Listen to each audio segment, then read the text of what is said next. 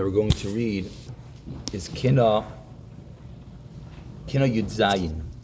Kinnah Yud Zayin, the opening stanza already tells most of the story. Kinnah Yud Zayin, if everyone could look together at the opening stanza in which it says, Im Techalna Nashim Pirya. How could it be that women ate their children? Oy lelai tapuchim, the young children that they cared for. Oy lelai li. How could it be that Bizman HaChorban there was such a lack of food?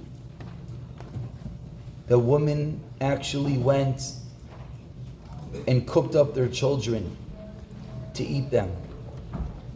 But perhaps a bit deeper within the Kinnah is to protect our children, our friends. Yes, at the time of the Chorban, it was physical. It was a physical cooking up of flesh, Rahman al-Islam, of eating a human being. But how many stories have we heard of children wishing and hoping their parents would have protected them a little bit better from the world around them? How many issues could have been resolved if a caring friend would have realized that his friend was in need, that his friend was going through something difficult, and reached out to try to help him? Parents cooking their children, friends destroying friends. We have to take a moment and try to reflect. Are we doing everything in our ability to protect the people around us, to protect ourselves? Or are we guilty of intachalna nashim as piriyam, eating, destroying innocent children, innocent friends, and perhaps even our own innocence? But the Kinnah ends, the Releza Kalir says, where did this all come from? This all comes from that 250 years before the Chorban. There was a Navi, Zechariah, and the Navi came and he tried to warn them. And the Navi tried to tell them that we have to be a bit better. And what do they do? What do we do, unfortunately, when we hear that we have to be better in area A, that this catastrophe perhaps stemmed from area B, that this calamity had roots in this issue? Do we do just like they did to Zechariah? They cold-blooded, stoned, and murdered Zechariah on Yom Kippur. So no one here is picking up a stone and throwing it at the Rebbe, at the Rosh Yeshiva, at the Gedolim. But there are different types of stones that are thrown. When we hear, do we take it to heart? Or do we ridicule? Do we comment? Do we try to make sure that even if there was one person that might have actually taken those words to heart, we bring in that one bit of leitzanis that we spoke about to ensure that no one changes? Is that any less? No one is murdering. No one is destroying. But when we hear those warnings, and as we've spoken, there can't be that many years left. And with every terrible calamity, with every world event, we hear different areas to change. Or maybe we just hear that everyone should find some area to change. I was eavesdropping, like maybe you shouldn't do. 2 Rosh Yeshivas that were talking about a year ago. And they were discussing with each other, what did you change after you went through COVID. Both of them didn't get very sick. I happen to have known them. But they were discussing the whole world, all of Klal Yisrael, went through a terrible time. What did you do? And one Rosh Yeshiva said, I used to bring my phone into davening. I get important shaylos, pekuach nefesh, so I keep it there. And if it rings once or twice, I walk out. But I realized, you know what? I could be not reachable for 30, 40 minutes. So I don't bring my phone into davening. And the other Rosh Yeshiva said, I used to walk into davening when it starts. But I decided I will always be at every tefillah a minute, 3 minutes, 5 minutes early. Small actions. But taking in the events, heeding the words, like over here, Zachariah Hanavi tried to warn them of the Khurban, and actually allowing it to change. I remember I was actually in this camp about 20 some odd years ago on the night of Tisha B'Av. Remember which bunk we were sitting on? It was outside on the porch. It was the night of Tisha B'Av. There was no kumzitz like we had over here. But it was one of those spontaneous 20, 30 guys sitting on a porch, and they started singing. I still remember there was one counselor who spoke for 1 minute. And I wonder if every person actually listened to what he said, if we would be in a different place. And he said something so simple, something that I'm sure every person in this room has heard. The question is, do we hear these words and allow them to change us? Or like Rav Eliezer HaKalir is going to conclude this Kinnah, are we guilty of the same murdering of our Nevi'im? We don't have Nevi'im.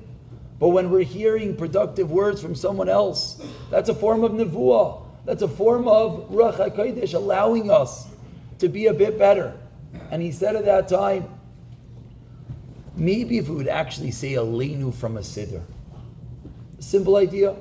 I'm sure every person in this room once in their life heard.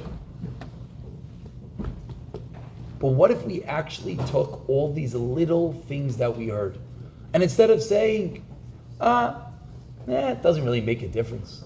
Does that really make a difference? Does my Aleinu from a Siddur really make a difference? Instead of saying that, saying, yeah,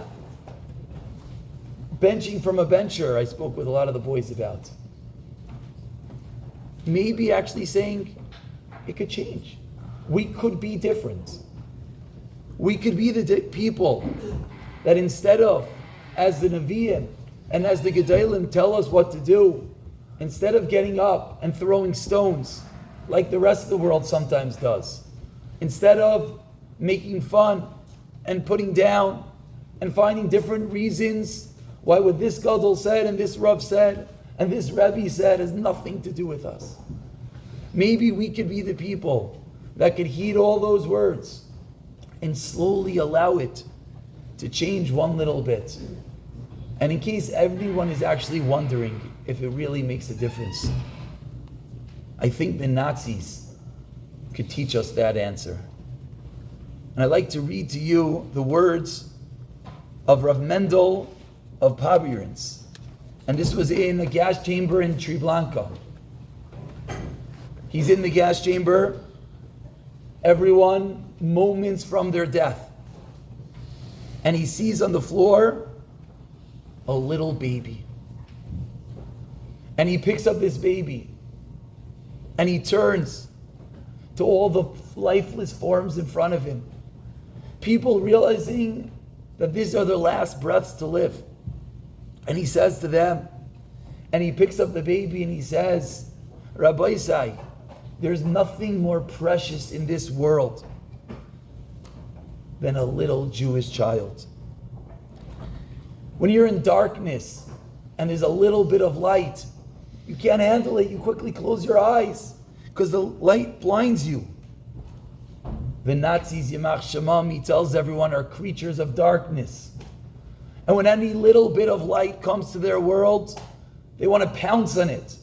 They want to destroy it because they can't handle the light. And he asks the question that maybe bothers us. Why did they care? Why do these Rishayim Yamach Shemam care to murder this innocent baby? Because this baby is Kedusha. This baby represents light. They are the most wretched and lowly of humanity. And they are repulsed by the light of our sun. And he continues and he says, the Nazis came into my house and they saw me, the Rabbiner, and they started to beat me and they started to hit me. But then they saw a Sefer Torah and they grabbed the Sefer Torah and they threw it on the floor and they started to pounce on it, to destroy it, like vicious dogs eating up their prey. And I thought to myself, says Rav Mendel, why? Do they really care? A Sefer Torah, an inanimate object? We believe in Torah. Why are the Nazis sitting there and jumping and hitting and ripping a Sefer Torah? And he says, I then realized that these dark, wretched creatures hate Kedusha. That's why they hate the Sefer Torah. That's why they wanted to kill me. And that's why this beautiful baby they are trying to kill. So let's learn from them that each and every one of us is the holiest, most pure light on this world. You destroy a Sefer Torah, they destroyed Kedusha. But more importantly, they destroyed us, connected to that Torah. We are that Torah. We are the Kedusha. This baby, this innocent child, infuriated the Nazis more than anything else. The purity, the Kedusha of its neshama. And he concluded as they all went to their death, that no matter how strong the enemy gets, they can never eradicate the Kedusha of a Yid. So when we all wonder, does it make a difference? Our little actions, our little mature thoughts, the one moment that we feel real, that we feel connected, that maybe we have a flash in our brain, I could do something different. But we quickly wipe it away. No, it's not me, I can't. It won't make a difference.